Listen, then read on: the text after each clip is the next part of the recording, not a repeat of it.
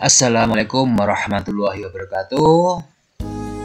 Saya MJS, berjumpa kembali dengan channel kami MJS 79. Sahabat, kali ini saya mau menunjukkan lagi, yaitu di Kota Jember ada makam Habib Sholeh bin Muhsin Al-Hamid Tanggul. Sambil saya mau menunjukkan makamnya, kita berjalan. Saya mau sedikit bercerita tentang sejarahnya Habib Sholeh Tanggul dan karomah-karomahnya. Habib Sholeh Tanggul Al-Wali Al-Kabir Suhibul Karomah, mujab doa terkenal doanya yang mustajab. Beliau berkata, doai yasbihul, doaku mendahului petir yang menyambar.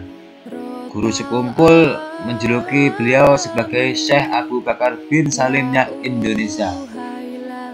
Dulunya Habib Sholeh sering mengikuti pengajian Ahmad Khusairi di Tanggul, tetapi setelah tanda-tanda kewalian Habib Sholeh mulai nampak, Kiai Khusairi lah yang mengaji kepada Habib Sholeh.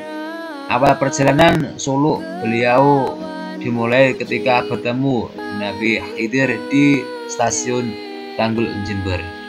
Diwiratkan beliau uslah selama 3 tahun. Kemudian beliau berangkat haji setelah mendapat isyarat dari datuknya Rasulullah SAW untuk mengunjunginya di Madinah. Sepulang dari haji, beliau kaget melihat rumahnya yang sederhana telah dipugar oleh masyarakat.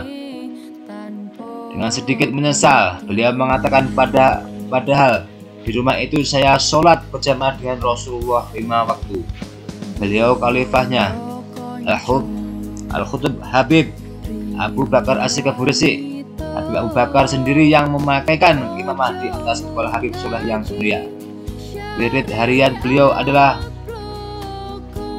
Dalailul Khairat, dan beliau merasakan kelezatan setiap mengamalkannya. Nasihat yang paling sering beliau sampaikan adalah agar berbakti kepada orang tua, menjaga sholat jamaah 5 waktu, dan mengisi waktu antara maghrib dan isya dengan membaca Quran.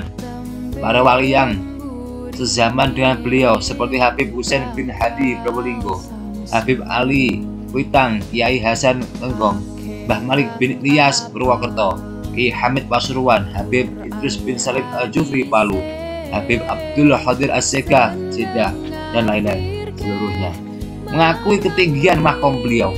Sampai Kiai Hamid Pasuruan dulu sering berpesan kepada murid-muridnya, kalau bepergian ke arah timur, hadiahkan Al-Fatihah untuk Habib Sholeh bin Muhsin Al-Hamid Tanggul. Kalau bepergian ke arah barat, hadiahkan Fatihah untuk Habib Husain bin Abu Bakar Al-Idrus luar Batang. Beliau Habib Sholeh saat menjamu tamu tanpa pandang kelas, semuanya dilayani dengan baik dan ramah. Bahkan beliau sendiri yang menimpa air dari sumur untuk keperluan tamu-tamu. Ketika para tamu tidur nyenyak, Habib Sholeh dengan sabar mengelilingi mereka dan meletakkan obat nyamuk bakar agar semua tamu terhindar dari gigitan nyamuk. Saat fajar menyingsing, beliau memberi makan kambing dengan kulit pisang. Bahkan ikan di kamar mandinya pun tak luput dari perhatian belas kasihnya, termasuk semut yang ada di kediamannya. Kuliahnya tak lepas dari perhatiannya dengan taburan gula sebagai makanannya. Beliau sangat luar biasa kasih sayangnya kepada makhluk-makhluk Allah. Peninggalan Habib Sholeh yang masih dirasakan berkahnya oleh banyak orang sampai sekarang adalah sholat mazhub.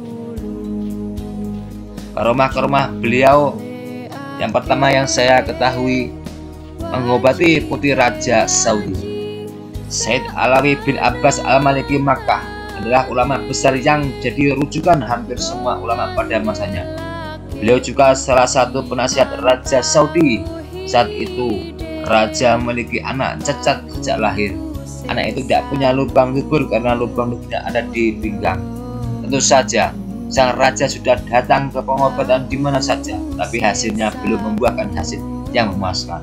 Akhirnya Said Alawi menyarankan agar sang raja mengundang seorang Habib penuh karomah dari Indonesia yang bernama Habib Soleh bin Muhsin Al-Hamid atau akrab disapa Habib Soleh Tanggul.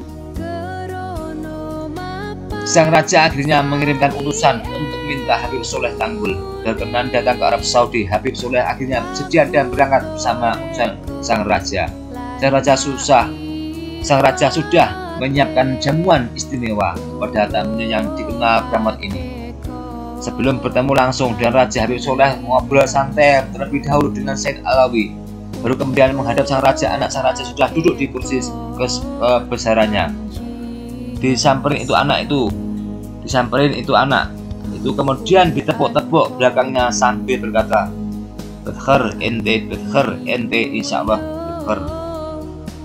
Setelah mengucapkan itu, Habib Soleh berkata kepada Said Alawi Al-Maliki, "Ayo Habib, kita pergi dari sini, ana ingin ke tempat antum saja."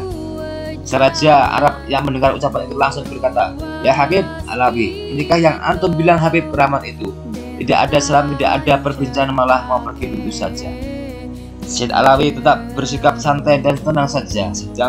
Selang beberapa saat, anak raja yang duduk di kursi tadi berteriak, "Allahu Akbar, Allahu Akbar." Lubang yang ada di pinggang tertutup berubah ke belakang sebagaimana manusia normal lainnya. "Oh iya, tadi belakang saya ditepuk-tepuk sama Habib Soleh." Akhirnya sang raja menawarkan satu peti berisi emas kepada Habib Soleh. "Simpan saja emasmu, anak lebih kaya dari ente. Kalau perlu anak yang kasih ente," jawab Habib Soleh. "Ya Habib Soleh, anak punya anak perempuan. Kalau mau putri anak akan saya nikahkan denganmu. Lalu antum aku beri jabatan tinggi di sini," kata sang raja. "Simpan saja putri ente, anak punya syarifah di rumah. Anak nggak butuh jabatan dari ente. Anak sudah punya jabatan dari Allah Subhanahu wa Ta'ala," jawab Habib Soleh.